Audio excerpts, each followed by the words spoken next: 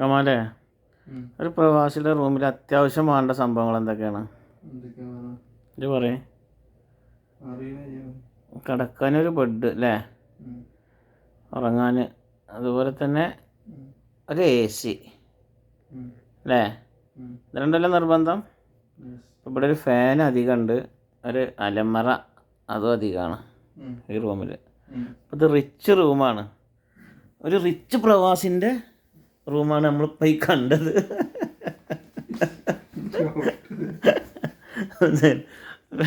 ഒരു ACയും ഒരു കട്ടിലും മാത്രമുള്ള റൂമിലാണ് ഒരു അലമറ അധികം, ഒരു ഫാൻ അധികം, അതിൻ്റെ പുറത്തൊരു എയർ കൂളർ വേറെ അധികം. മനസ്സിലായില്ലേ?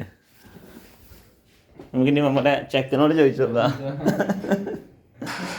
കൂട്ടാ, അന്നെ സിനിമയിലെടുത്താലോ?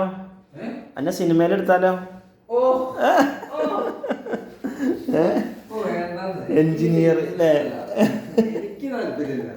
അല്ലേ, പിന്നെ 2 ബ്രെഡുകളുണ്ട്, 2 ആൾക്കാർ ഷെയർ ചെയ്യുന്ന ബ്രെഡാണത് അല്ലേ?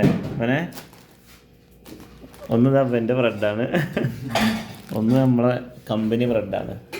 അലമറിയിൽ എന്തൊക്കെ നിർബന്ധമായിട്ടും വേണ്ട 2 സാധനങ്ങൾ, അച്ചാറുണ്ട് അല്ലേ കൂട്ടാ? അച്ചാറുണ്ട്, പിന്നെന്താ ഉള്ളത്?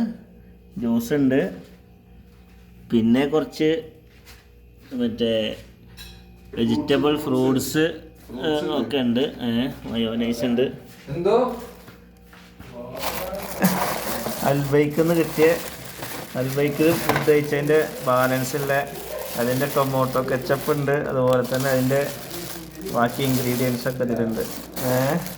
അൽബൈക്ക് എന്താ പറയുന്നത്, വ്ളോഗറാണെന്നോ?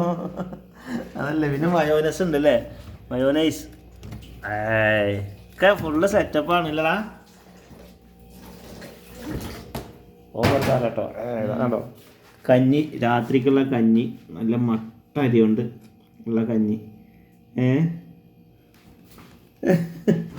ഫസ്റ്റ് ഊറ്റണതാ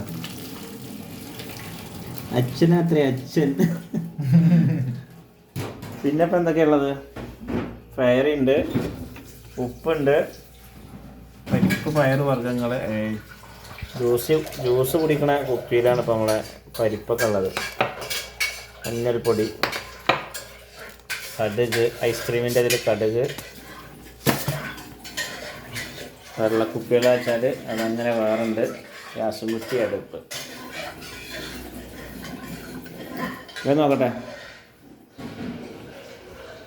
ചായ കുടിക്കാൻ ടേബിളുണ്ട്, ഈത്തപ്പഴം മസ്റ്റായിട്ടുണ്ട്. അപ്പം ഇങ്ങനെയൊക്കെയാണ് ഒരു ശരാശരി പ്രവാസിൻ്റെ റൂം. മടി പിടിച്ച് കിടക്കുന്നൊരു കമാലുണ്ട് ഇവിടെ.